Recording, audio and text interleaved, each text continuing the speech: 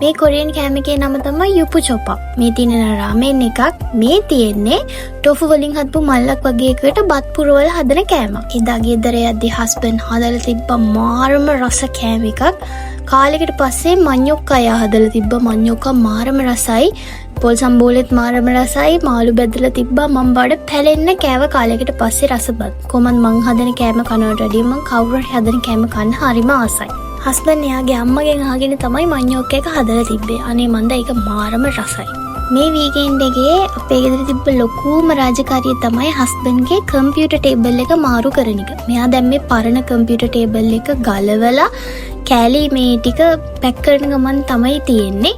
ඔන්න බලන්නකෝ අපේ ක්ලවුඩියා කරන වැඩේ එතන ඉඳගෙන හස්බන්ඩ්ගේ අවධානය චූට්ටක් එහාට වෙනකන් ඉඳලා මේ හනික ඇනේ පන්න ගන්න තමයි හදන්නේ. මේ ක්ලවුඩි ගොඩක් වෙලාවට ඒ වගේ ඒවා කරනවා. කොහොම හරි ඔය රෝල් කරන අනම්මනම් විශේෂයෙන් ලිප් බාම් මෙහෙම හරියට මෙයා රෝල් කරලා මේසවල් අස්සට ඔය ෆ්‍රිජ් එක අස්සට එහෙම දාලා තිනවා. අපි ඉතින් දන්නේ නැහැ. අපි දෙන්න රණ්ඩු වෙනවා. අපි දෙන්නගේ එක්කෙනෙක් ඒව නැති කරලා හරි කොහොම හරි අස්ථානගත වෙලා නිසා ගෙදර දේවල්. කොහොමත් හස්බන්ඩ් මොනවා හරි හදනවා නම් මොනවා හරි ගෙවල් වලම අස් කරනකොට එම ක්ලවුඩිට හරීම හරීම පරීක්ෂාකාරී. ක්ලවුඩිට බලන්න ඕනේ මෙයාලා මොනවද කරන්නේ. එහෙම තමයි. අන්න දැක්කද දැනුත් හොරකට ගත්ත ඇණයක්. හස්බන්ඩ් දැක්කේ නැත්තම් එහෙම ඔය ඇන්නෙත් නැති කරා කියලා මාව තමයි අහුවෙන්නේ. ඔය දැන් හස්බන්ඩ් ලන් වෙලා අහන්නේ ඇයි ඔයා එහෙම කරේ ක්ලවුඩි ඇයි ගත්තේ කියලා අහනකොට ඔයා ඒව කරේ නෑ වගේ යනවා යන්න.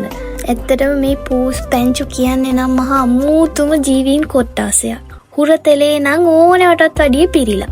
හස්බන්ඩ් ඇන ටික ඔක්කොම ගත්තට පස්සේ මෙයාට දැන් එතන ඉඳලා වැඩක් නැති හින්දා ආවා. ඒකත් හොඳට බලාගෙන ඉන්න පුළුවන් විදියට පුටුවට නැග්ග ඔක්කොම පේනවනේ යාට එතකොට.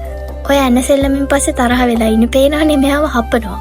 අපි ඉතින් හපන වෙලාවට ක්ලවුඩිට කියන ඔයා කොරියන් එක්කනේ ඉන්නේ කොරියන් පූසෙක්නේ. ඒක හින්දා නේද අපිට මෙහෙම පාට් දාන්නේ අපි ඔයාගේ රටේ ඉන්නේ හින්දා නේද කියලා. හැබැයි ඉතින් ලංකාව කොරියාව කියලා වෙනසක් නැහැ. මෙහි ගොඩාක් මේ පූසෝ බව්ව හදන කට්ටිය ගොඩාක් ආදරෙන් හදන කට්ටියක් ඉන්නවා. ඒ වුණාට ඉතින් ලෙඩ දුක් හැදුනාම එහෙම පූසොන්ව බව්වන්ව දාලා යන මිනිස්සුත් ඕන තරම් ඉන්නවා. ඒ වියදම් දරා ගන්න බැරි නිසා. මේ බලන්නකො මේ උතුමාණන් ඉන්න සැපේ ඉන්න හැටි නිදාගෙන අපි දෙන්න අරහේ පණ යනකම් වැඩ කරනවා රෙදි සෝදනවා උයනවා යා සද්ද නැතුව නිදාගෙන ඉන්නවා. හස්බන්ඩ් අද යාගේ ගුහාවස් කරන නිසා යාගේ ට්‍රීට් එකක් විදිහට එයා හරි මාසේ වටලප්පන් වලට ඒක නිසා එදා වටලප්පනුත් හැදුවා. ඇත්තටම වටලප්පන් හදන්න හරිම ලේසි. මම නම් හදන්නේ එයා ෆ්‍රයි එකේ. මේ තියෙන මං කලින් ස්කින් ට්‍රීට්මන්ට්ස් වලට යනකොට ඒ ක්ලිනික් එකෙන් දීපු ෆේස් මාස්ක් එකක්. ඕවා තමයි මට ගෙදර අස් කරනකොට හම්බෙන වටිනා කියන දේවල්. ඌ ඉන්න ගෙවල් වල ඉතින් කාපට් පාවිච්චි කරනවා කියන්නේ නම් ඉතින් හීනයක් තමයි. අපේ ගෙදර නම් මෙයා දවස් මේ කාපට් එක ඕනනම් සතියක් තියේවි. මෙයා ඔක්කොම එයාගේ මවිල් වලින් පුරවනවා. කොච්චර වැකියුම් කරත් හරි අමාරුයි ඒවා යවන්න. මේ පේනවනේ ක්ලවුඩිගේ විසේ ඇඳ අස් කරන්න දෙන්නෙම නෑ. ඔය පැන ඉන්නවා. මේ වීකෙන්ඩ් එකේ නම් අපි උදේට සුප් හැදුවා.